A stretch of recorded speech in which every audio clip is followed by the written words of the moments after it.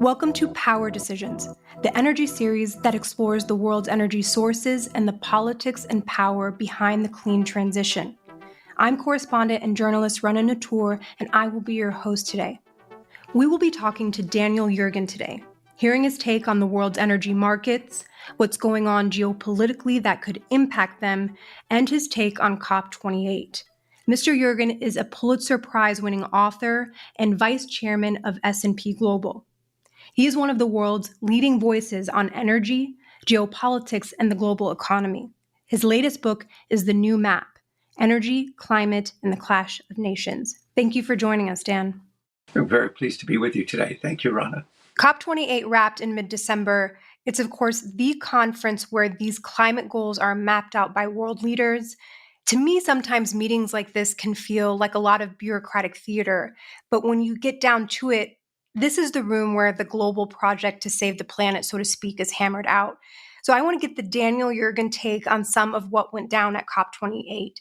We can start with the new climate deal that came out of this. It marks the first time countries agreed to move away from fossil fuels. Some experts hailed it as the end of the fossil fuel era.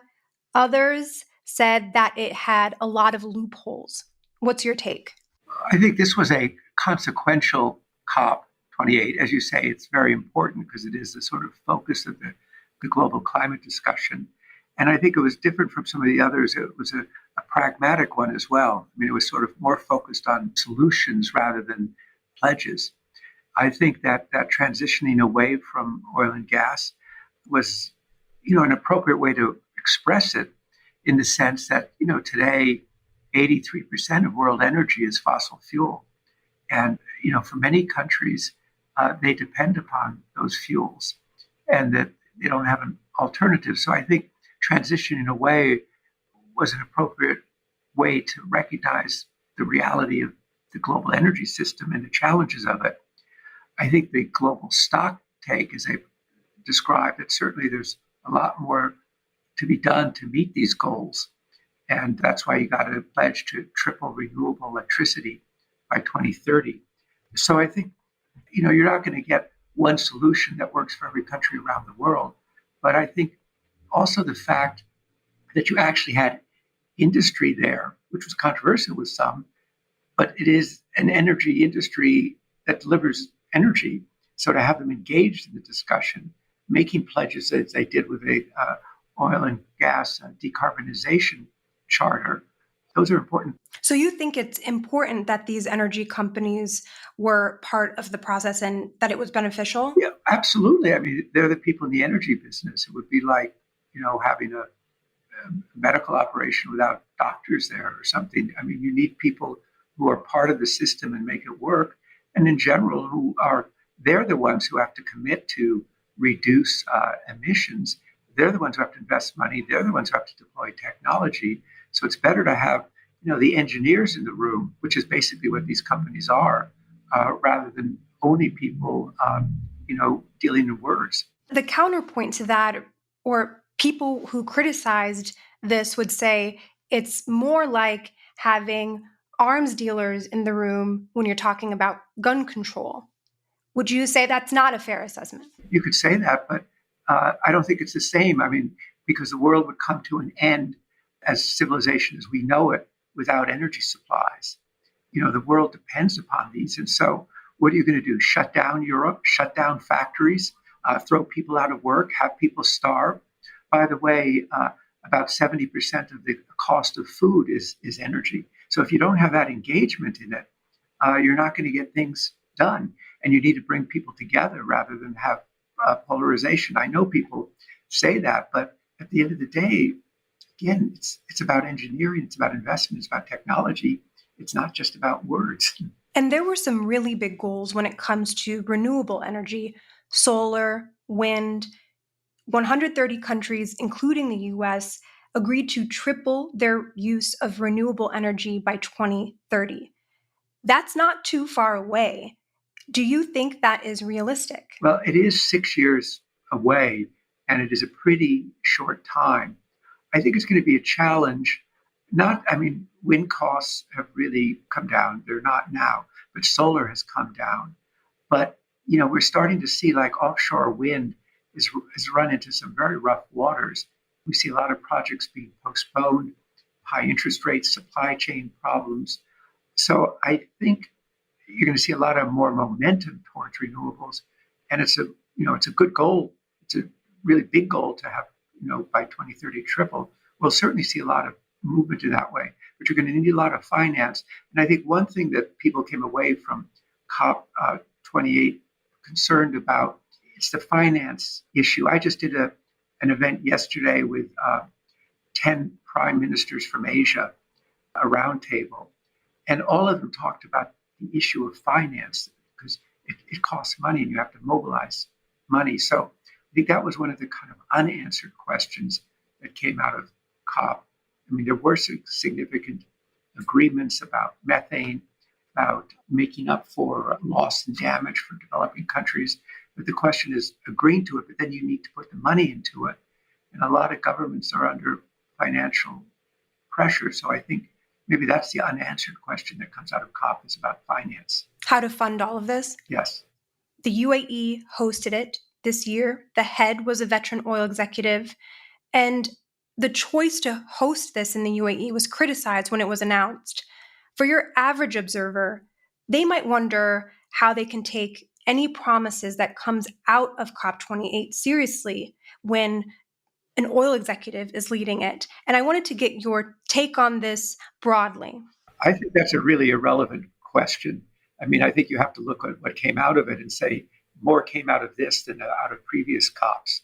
The way it rotates to different continents, as I understand, and it was the Middle East's turn to do that. I know John Kerry, who's a U.S. climate negotiator, who's a very strong person on climate, was very supportive of the UAE in this. And Dr. Sultan, who is the person you're referring to, when I first met him, he was actually setting up what is now a very major renewable energy business in the United Arab Emirates. It's one of the biggest developers of renewable electricity around the world. And he's pushed his own company to move towards continuing to reduce emissions. Obviously, he had to thread a needle. There was certainly torrents of criticism coming from some quarters on that. But I think this was, a pretty consequential COP. And you had 100,000 people there who were engaged in the issues of addressing climate. So you think it doesn't weigh in at all on what could come out of this? Well, I think these are significant accomplishments that came out of it, and he pushed them very hard to get there. And I think maybe if you didn't have somebody like him pushing it, it would have been harder to get to them, actually. So he was all in, and I think the fact that John Kerry, was a big supporter of this event and of Dr. Sultan was a very significant message. And he's a veteran, fighter on climate. Could you explain why the UAE would be interested in being part of this and hosting it? It might, to the average observer, be counterintuitive. So I'm wondering if you can walk us through it. Well, it was going to go to the Middle East in any event. And the UAE, actually, in addition to being a significant oil producer, is also a significant player in the renewable energy industry. And for instance, they've committed money to various of the initiatives that have come out of this COP addressing climate issues, including a particular focus on the developing world that weren't there before. They're one of the biggest contributors to that. And, you can say it was a Middle East country, but the other thing that's been left out, and a lot of the developing countries have been very upset with this process because they felt their voices were not heard, that their needs are very different than the needs of people living in, Paris or Berlin. Their per capita incomes are a tiny fraction of the advanced countries, and they wanted their interests and their voices to be heard. And I think this time you heard more from the developing markets. You heard more from the countries that represent 80% of the world's population. And Dan, a recent development when it comes to the Israel-Hamas war is the attacks from Yemen's Houthi militants on ships in the Red Sea, drones coming from Yemen that have attempted to attack ships, and freight firms have actually had to reroute in order to avoid these threats. And that's added a lot of time to their shipping journeys. And I'm wondering if you can talk about what that looks like and the impact this will have on the price of oil potentially. That's a very important question, and it brings together energy markets and geopolitics in a very vivid way. Basically, right now, if you just looked at it in terms of supply and demand, there's going to be downward pressure on oil prices in 2024, at least the first half, because you have, while demand is growing, reflecting a growing world economy, supply is growing more rapidly, and it's particularly Western Hemisphere supply, Canada, Brazil, Guyana, and in particular the United States, which is adding close to 1 million barrels a day in 2023. But there's been a geopolitical risk, and that question hanging out there is the war that's now going on in Gaza between Israel and Hamas. Is it going to be contained? And people have been looking at Hezbollah in Lebanon and saying, is that where it could spread? But where it's come instead is the Red Sea. And the Red Sea is also a major traffic for global commerce, including for oil and gas. And between 8 and 9 million barrels a day of oil have been passing through the Red Sea, through the Suez Canal, through the Strait, the Bab el-Mandeb, that goes out to the wider ocean. Because you have Russian oil that's no longer going to Europe, is now going through the Red Sea to go to Asia. And Middle East oil that used to go to Asia is now coming to Europe, and also LNG, which Europe needs to get through the winter. But now the Houthis have started, as you say, attacking shipping. And we're seeing, as we're talking today, basically people saying we're not sending our ships, we're not sending our tankers, we're not sending our container ships through. It's too risky and it's too dangerous. And this, there's a risk of escalation here. And this is certainly going to affect prices of oil. And we've already seen some movement in natural gas, and particularly for Europe, worrying about the winter. And it will affect it. It's another, just when people are starting to think that they're getting a handle on inflation globally, this plus the problems with the Panama Canal, which is the other major route, shortcut for world trade, is also having problems, that this could reignite these kind of supply chain problems that we've seen before, but with an overlay of military conflict. How many days does this alternative route to avoid the Red Sea add to their arrival time? It could add 12 days or more to shipping, and it certainly lengthens the voyage. It affects, therefore, the number of ships that are available, and it adds to the cost. So, as we started to see these drones, which the U.S. Navy has been shooting down, the British Navy, the French Navy, but still some hitting ships, we've seen insurance rates go up very considerably, and of course, the extra cost of those longer voyages. And by the way, this is a big hit for Egypt, because Egypt depends significantly on revenues from the Suez Canal, which of course is in Egypt.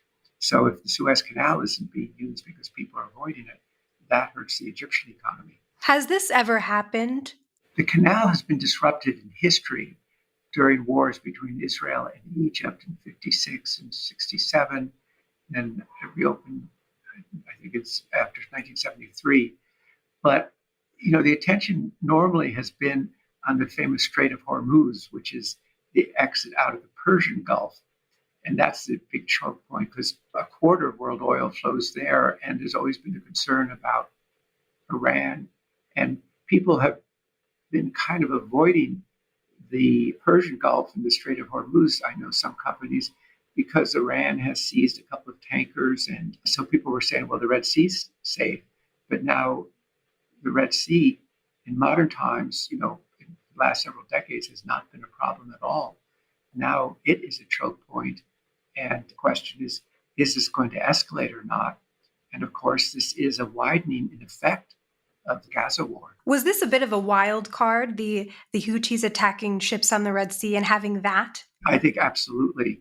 A month ago, people were not talking about it. This is, so often important things just come unexpectedly from left field.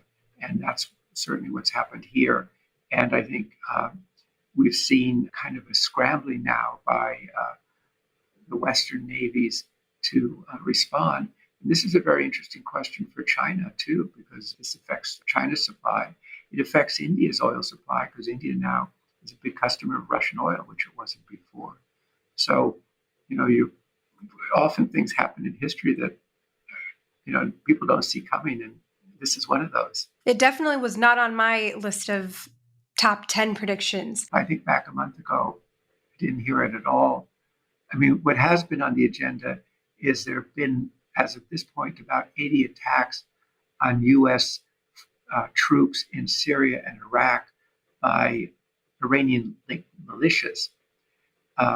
And so there's been a big focus on that and tit for tat. But of course, the Houthis are also an ally of Iran.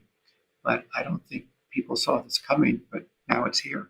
The Russia-Ukraine war, it actually set off real fears from EU countries who relied on Russia for natural gas. That war from the very beginning was an energy story. How dependent was Europe on Russia for their energy needs at the start of this war? Can you paint a picture for us? Well, they were very dependent. I mean, Russia had been traditionally a source of large volumes of inexpensive natural gas. And for the Europeans, it was a kind of integration. They saw the energy trade as part of the larger integration of bringing Russia together into the sort of integrated into the world. And so, they felt very confident. The Russians say, we will never use gas for political purposes. But that, of course, changed when the war began.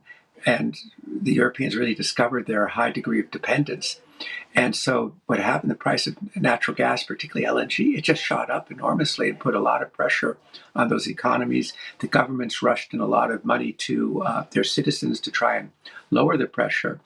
And a country like Germany, which had never thought about importing liquefied natural gas, LNG, in a matter of weeks, really almost approved 5 facilities to import natural gas into Germany. So they've kind of reoriented their market and said, we're not going back anytime soon to using Russian energy. So that Russian natural gas is really stranded because Putin lost his market.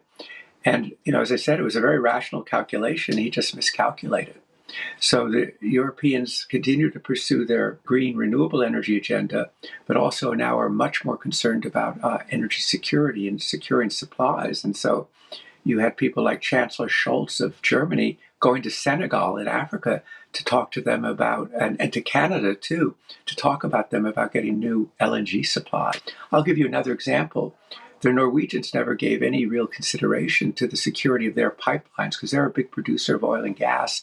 They're the largest, country supplying natural gas, pipeline gas to Europe, and they now worry about the security and safety of their pipelines. So energy security has come to the fore in the way it was not the case before the Ukraine war. There were some sabotage attempts on some of these pipelines over the past few years? Yes. The biggest one, of course, was the destruction of the Nord Stream 2 pipeline, which was done by persons unknown. But that was the pipeline that was the new pipeline to bring Russian gas to Europe. But suddenly there's a lot more attention to physical security of energy infrastructure. And how were they able, these EU countries, to scramble so fast to successfully secure these different sources of natural gas in such a short amount of time? Well, they were fortunate it was a relatively mild winter, so the temperature matters a lot. Secondly, because China was shut down because of COVID, LNG supplies that would have gone to China normally were available in the market, often at a very high price. And so they scrambled to use exactly what happened. It was a scramble to buy these cargoes. And that, of course, drove up the price. But so natural LNG that normally went to Asia was redirected to Europe. And you saw countries, not only Germany, but other European countries who never paid much attention at all to LNG or to gas imports, making sure that they got it too. And, it's only in 2016 that the U.S. started to export LNG. And this happened so fast, the U.S. now is the largest exporter of LNG, and kind of another amazing change. And I think the Biden administration, President Biden actually last year pledged more gas, more LNG to Europe. So he sees the significance, the geopolitical significance and the economic significance. For Russia, it sounds like they took a pretty big hit economically when it comes to their oil and natural gas industry. Is that true? Well, they are taking a big hit on the gas front. At the same time, the G7 countries tried to put a price cap on Russian oil because they wanted to keep oil flowing to the world so there wasn't a shortage in Russia. The big three oil producers in the world are the US, Russia, and Saudi Arabia. So they wanted to keep Russian oil flowing, but they wanted to reduce Russian revenues. One result of the Ukraine war is that you now have a divided world oil market. Before the war began, it was truly a global market. Barrels went wherever is most efficient. So even the US was taking some Russian type of refined product because it made its refineries run better. That's over. US doesn't take any oil. And Europe was the main market for Russian oil. Europe said, we're done with it, but won't take it. And so that the Russians divided the market. We have two markets now. And basically, their main markets now are China, their great partner, and India, which has a mixed relationship with Russia. And to get away from the G7, the Western countries' sanctions, they created out of almost nothing what's called a ghost fleet of something like 600 ships, old tankers that should have been retired, that they move their oil around the world. They've executed this very well, and that's how they've been able to come back and get higher revenues again. Why was this war the reason that they stopped depending or tried to stop depending on Russian natural gas? Because Putin's been quite clear that he considers the EU his arch enemy. So I'm wondering why they waited. Yeah, you're right. He really would like to see the EU broken up, and he's trying to lure some of the countries into his orbit.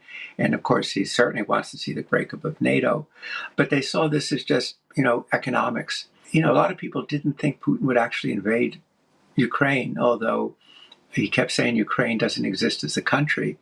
And so they saw this as part of a two-way trade because they would import Russian energy, but they would sell cars or goods or food or manufacturers to Russia. So, in a sense, they were both benefiting from trade.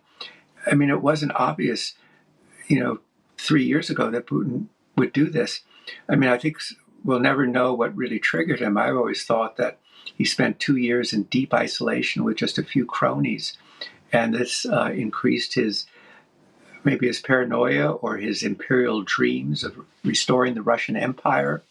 And Ukraine was always target number one. He thought the war would be over in 5 days. His soldiers took their dress uniforms for what was to be the great parade in Kiev. And instead, it's turned into a sort of mini World War I trench warfare. It's a rather incredible miscalculation on his part. I think that's right. And he's, as you suggested, Rhana, he's cut himself off from his most important and his natural markets. And what does he get for this? And we are now living in an era where world powers are concerned about climate change, and there's a transition to clean energy. What is the bird's eye view of what this looks like? Well, I think it depends on where you look at it, from what part of the world you look at it. So you have some countries who have goals for 2050 to be net zero, but the developing world, for the most part, doesn't. Indonesia doesn't, China doesn't, India doesn't, Nigeria doesn't. I think there's been this kind of what I call a linear scenario about getting there, but I think I call it multidimensional because there's so many issues. Like developing world countries don't necessarily have the same agenda as developed countries. If you take Senegal, its per capita income is maybe $4,000 per year per person, something like that. Germany's to $60,000. If you're Germany, you're a rich country. You can do a lot.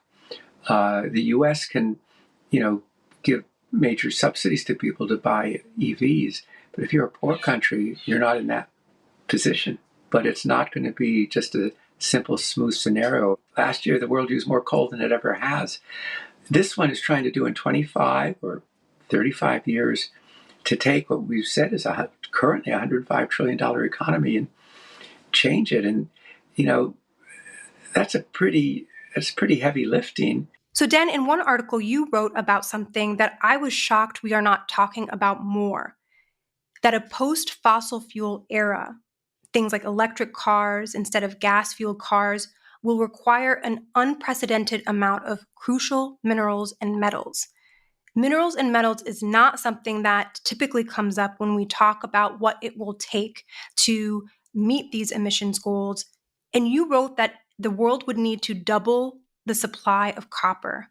And I'm wondering if you could talk about that and what this crucial mineral and metal needs will look like. So copper is a very good example because a lot of what the energy transition is about is basically about electrifying things that are like cars, instead of gasoline, run them on electricity. But electricity, the metal of electrification is copper, wiring, all sorts of things.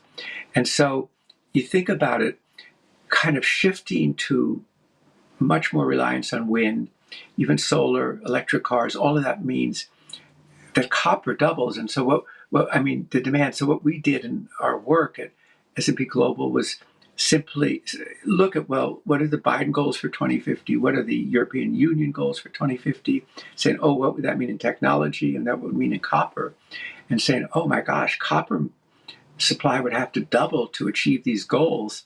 And then the question is, where are you going to get the copper? Minerals have a really long cycle. If you went out, Ron, and discovered a big copper deposit, it'd be about 20 years later before you would be actually able to start to selling the copper that you discovered. And so the time frame, that's an example where the time frames don't fit together. So do see, if you want to move as rapidly as people want, you're going to need a lot more minerals. And you've seen the US government, the European Union, Canada, Britain, World Bank, International Monetary Fund, International Energy Agency, all expressing alarm about minerals. But who dominates the production of minerals, as we were talking before? China. I testified less than 2 months ago in a US Senate hearing on critical minerals. All these senators were very concerned about it. And also, all of them asked a lot of questions about China's domination, because China just got a head start on this, on the mineral supply chains. And again, that's one of the things, to go back to what you said before, there are no easy answers here. And does China have control of this copper supply through countries that it has made deals with or have a sphere of influence with, or do they have direct control over the land? China processes about half of the world's copper. But the Chinese companies are very prevalent, and they've been very active in tying up things like cobalt and nickel. They've just been out there. They don't have the same shareholder pressures or other pressures, so they've moved faster than Western companies. But when you get to processing, they're much more dominant. The U.S. used to have, maybe a decade and a half ago, 12 copper smelters. Now it has 2 that operate.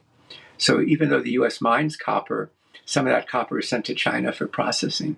So it's very interdependent. Is there even double of the copper supply in the world to be had? Does it even exist? Well, I think physically exists, but it's a question of getting a mine. We can see in the United States there are projects for new copper mines, and they just wait for permits and wait for permits. And that's true in countries, because you have to go in, negotiate with the government, maybe make a $6 billion investment, and then it just takes a long time to engineer it. Obviously in all of this, the big wild card is technology.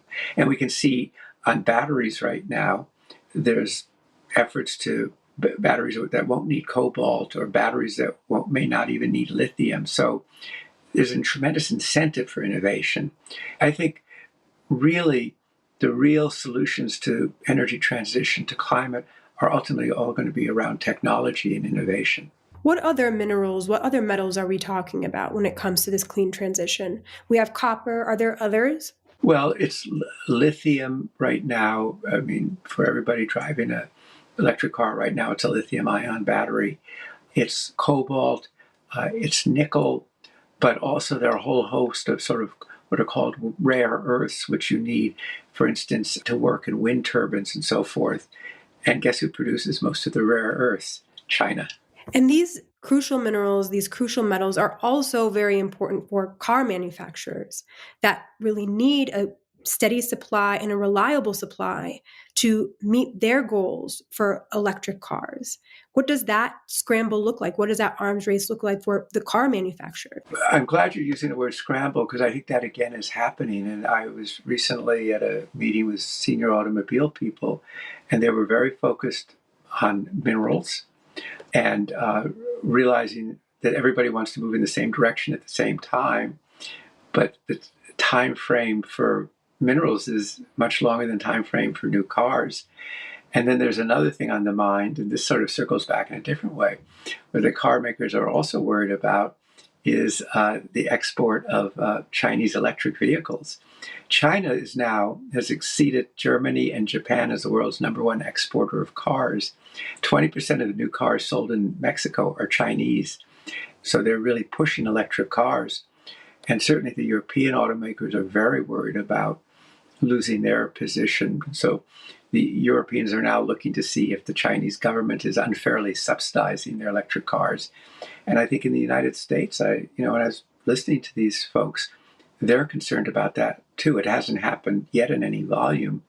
Electric cars are only about 8% of new car sales in the US.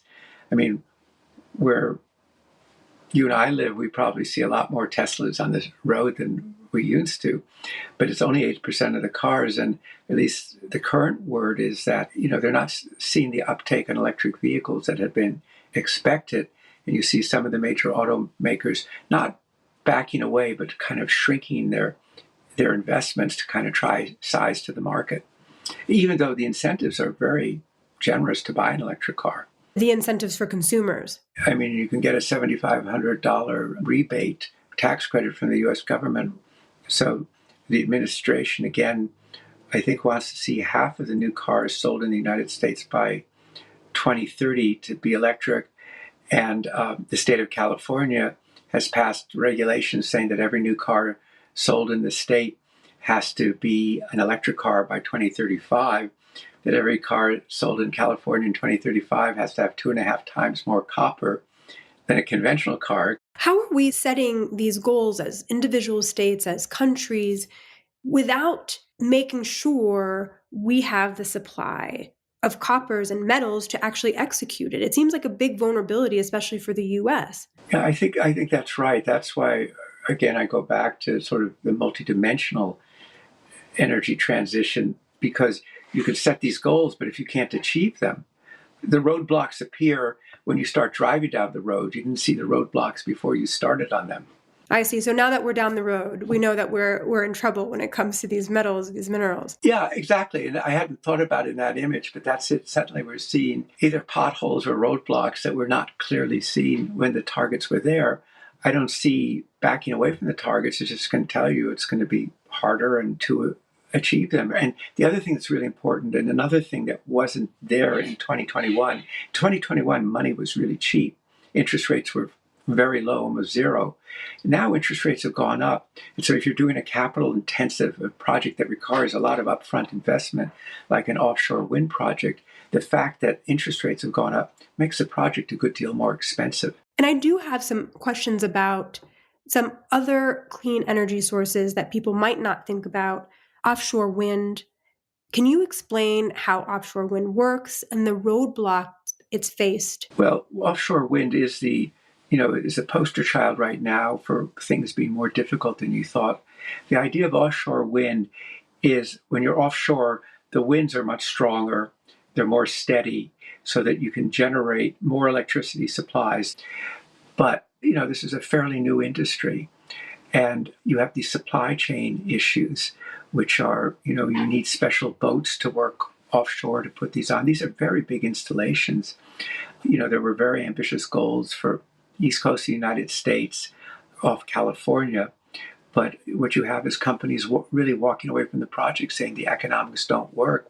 Either I need much higher rates or subsidies to do it, or I just can't do it. And the company that, was one company that was the star of offshore wind has now been pulling out of projects on the East Coast, making governors of some of those states very angry. And then you get into the permitting issue. I was talking with a developer earlier today of one big, onshore wind developer. And they said they've been working on a big transmission project. They started in 2007. And they now think that they should hire for their future staff people who are 12 years old so that they'll still be able to work by the time they get all of their approvals. In other words, it's tough doing these big infrastructure projects today, whether it's a natural gas pipeline or whether it's an electric transmission line. And as we're talking about clean energy, net zero emissions, what are you thinking when you have observed the change in the kind of public discourse around climate change? It going from a very important political issues to many voters, in the US at least. What are your thoughts on that? The way that regular people view climate change and the pressure that they put or don't put on their elected leaders? Well, I think I would make a division between Europe and the United States. I think in Europe, I think there's much more commitment and public opinion is pretty solidified around it. I think in the United States, I think public opinion is much more divided. But I think polling indicates among young people, concern about climate is a much bigger issue than it is with older cohorts of people. And I think they're very motivated, young people.